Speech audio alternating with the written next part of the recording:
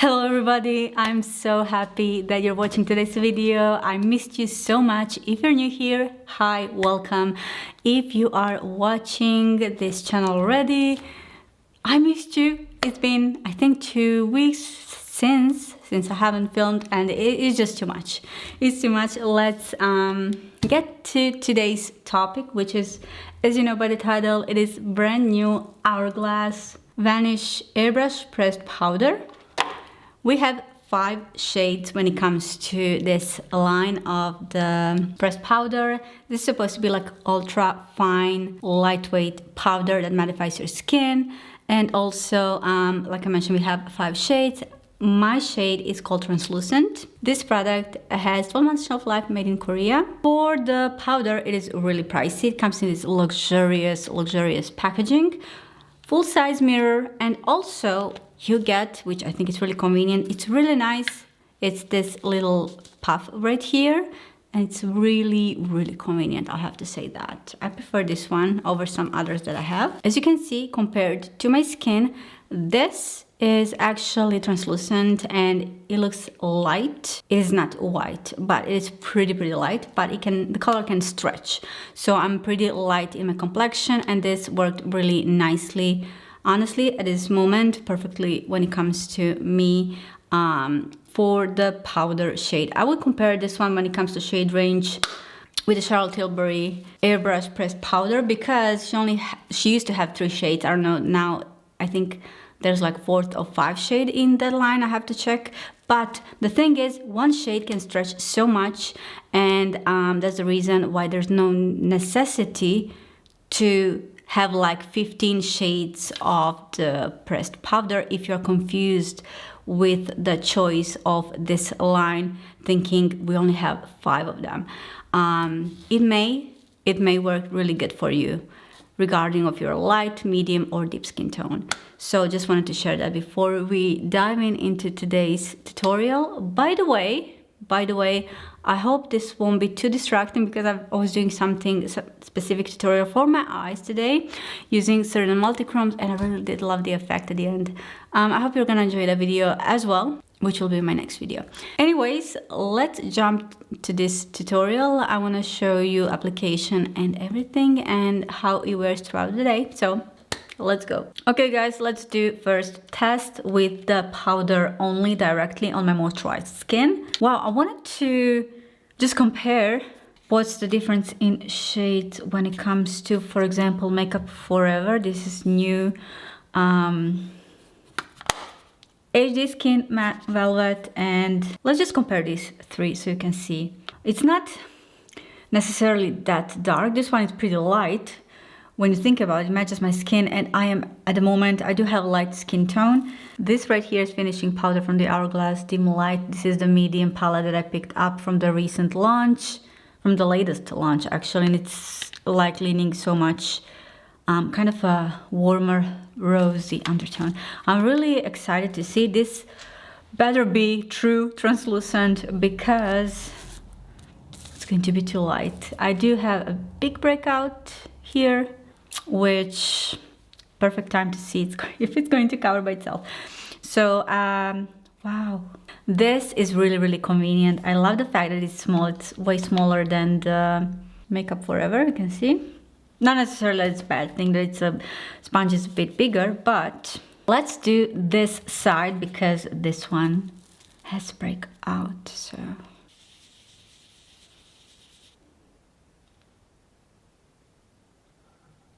this is how it picks up the product.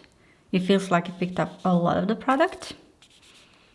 I also like the fact that we do have full-size mirror in here. And the packaging, you guys, so luxurious. Hourglass has been known for the really perfecting lightweight, fine powders. Let's see the nose area, if it's going to, and if it's going to cover. I don't think it will, but why not give it a shot? And just to say something, I am more and more, I am in love with the lightweight products, even sheer products, even if you're talking about liquid foundations or powders especially, because heavy coverage, just be honest, for the most part, it doesn't look good. And you don't because, for example, if you have breakout like this, you don't need full coverage product to cover everything on your face. Just be strategic and use something that is having high coverage for this little amount of situation that you have going on. Let's see. I will also do my neck area, also my ears. I will take this off. I just wanted to see what are we working with. My mirror is all the way there.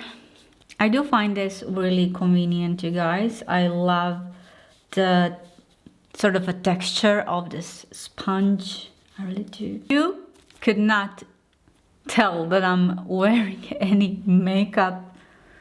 Barely any makeup. Voila, what this did to my pores. Let me try this side as well. So obviously without and with, it did not cover any imperfections, but this did not cover any imperfections. And you may say, okay, but why do I need this? When you apply your liquids, especially if they are heavy, you don't need full coverage product to set your face. It's gonna make your face look cakey. Let your face breathe, especially when you're having problematic skin. You do want to know what you're wearing when it comes to product on your face, you guys. And even if you're wearing lightweight, for example, skin tint foundation or anything, it's going to set it and look really natural.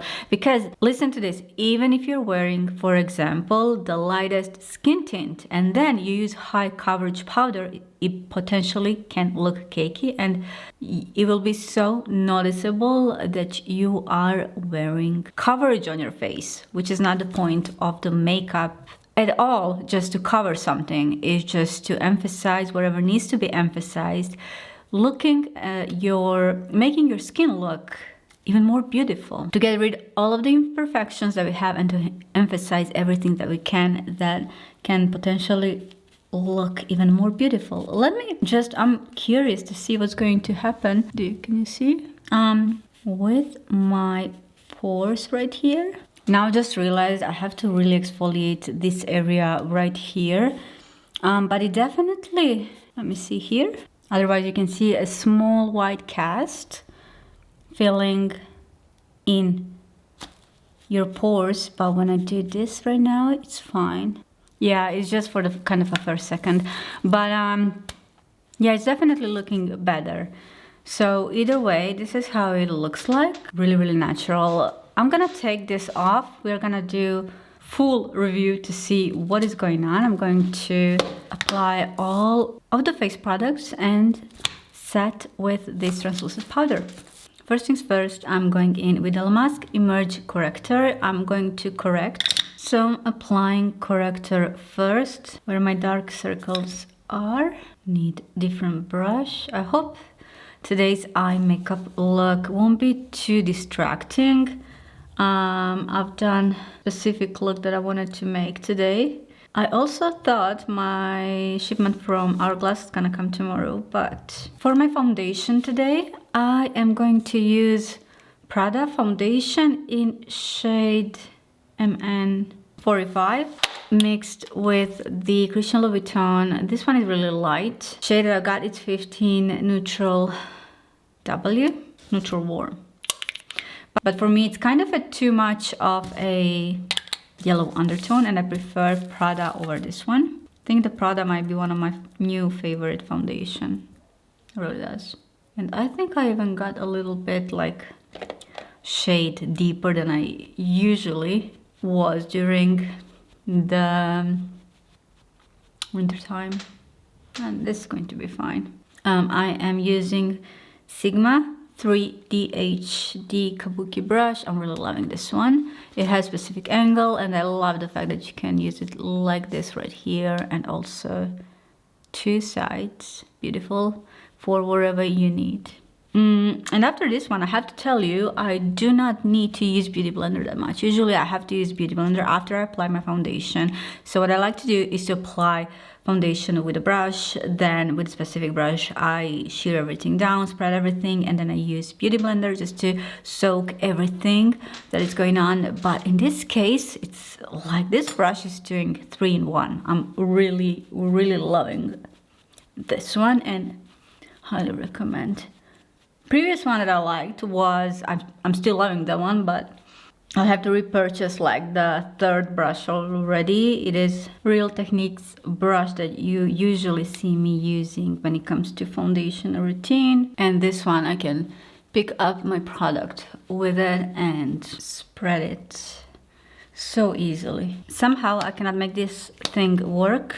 Medium dark shade by Makeup by Mario. A little bit dark at the moment, but because it spreads so nicely, it blends so beautifully, it's not a problem. I'll definitely have to figure out what's going on with this one. Now something that I haven't tried so far, and it is from Hourglass, their concealer, airbrush concealer, and they sent me samples, so I'm thinking which one should I choose for today. 1.5 cream, that's the shade. It is really, really creamy. Here I am using my Sigma 4 DHD brush. So far my favorite concealer is from, as you know, from Natasha Denona High Glam Concealer, also from Lancome for the more lightweight coverage.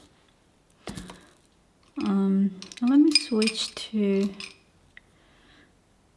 different brush. This one definitely has that pink undertone, which I don't mind, especially if you're having dark circles. That can really help. But the main thing is, when it comes to that, is the right corrector. Yeah, this one is definitely really, really lightweight, natural. It does have a radiance to it. It's more like a satin finish. It's really, really nice and comfortable. I'm loving that. It feels really hydrated as I have nothing on my skin. I'm gonna use my Natasha Denona concealer in shade N9 for this breakout right here. Also, I'm gonna use Charlotte Tilbury shade Pillow Talk, her Beauty blush. This one is matte. Before I finish everything, just let me check if I have any creasing. I'm going to use Beauty Blender to soak everything. And now the moment of truth, we are going to set with the Hourglass. So on one side I will use this applicator that it came with, and then on the other I will use brush. Just tapping motions, because if I do swirling like this, it may pick up, it probably would pick up the product, and that's not what I want. So even if I leave it like this to sit, let's see what's going to happen. Let it sit for a while, and in the meantime, can you tell it does pick up a lot of the product. With my Sigma F87, I will get rid of the powder. So this will give you higher coverage when it comes to applying this powder, definitely. So this right here, if you want higher coverage, then use that. Wow, it's having more coverage than I thought it will. We'll see what's going to happen once I apply setting spray, because that as well can change everything once the powders are being absorbed. For the rest of the face, because it is Hourglass, I'm gonna use Ambient Lighting Edit Unlocked palette. This one was originally in it's a medium palette. It was in a leopard original packaging. I switched that one to this beautiful owl. A little bit of bronzer, but actually, you know what? I don't like this undertone just for my, because of everything that I am wearing on my eyes. It's not gonna work. I'm gonna use Natasha Denona Hybrid Face palette and this much more cooler toned contour. And for my blush, I'm gonna use this one from the same palette. Yeah, this looks much better when I just apply the blush on top of it without necessarily without the contour. Yeah, I love this way more. Anyways, let's move on to, I'll fix this later, and let's move on to a powder. And I'm gonna use F87, which is flat brush. You can be really precise, and I can see right away how it mattifies. And probably will give you less coverage than the applicator that this palette came with. Also, I can be really precise right here. And because this brush is so gentle, I don't think I'm going to have issues lifting any product. But like I mentioned, once I apply my setting powder and everything, we'll see what is going on. I really do prefer this. A little bit of Celestial Strobe Light, which is their highlighter. It's gonna go really nicely with today's look. My lips are done, and let's go and apply some fixing spray. I'm using Maybelline Lasting Fix. So this is how it looks like. I really do love how it applied onto my forehead. I think in this area right here, I did, well, it's the first impressions. I wanted to see like when I applied it on its maximum, how it will look like. Definitely, personally love this side with the brush where I do have a little bit less of the product, or I could have, if I'm using this applicator, just be a little bit more subtle with the product amount for it to be what I do love. I will keep this for a couple of hours to see what's going to happen, if it's going to settle into fine lines or anything, and how it's going to react with my FYI dry skin. So I will see you in a couple of hours. It has been a couple of hours since this powder has been sitting on my face, and I do have some good and some bad news. So here's the thing. I've been running around doing a lot of this stuff, and either way, usually your foundation, your base, your eyeshadow, whatever, it should stand the test of the time, at least for the couple of hours, right? So what the good thing is right here, what I can see on my forehead, it's looking pretty nice, and also in this area, and also on my neck. I've seen a lot of the creasing in my, wherever I do have wrinkles, I do see creasing, unfortunately. So right here underneath my eye and in my smile line, for the most part. See, the good thing is you can take your beauty blender or you can take your brush and just make this work. And it can look pretty good once you touch up those certain places, sort of smooth them out. Maybe just a mistake that I did is to use the concealer I haven't tried yet, and I could see that it is pretty much lightweight, radiant, kind of, it's on the edge of being, it's really creamy, it's not super thick. And whenever you do have like ultra sheer powder, that's something that can happen. So definitely next time I will try different formula when I will testing this foundation once again and try to compare it with some other powders. I keep on saying foundation, I mean powder foundation.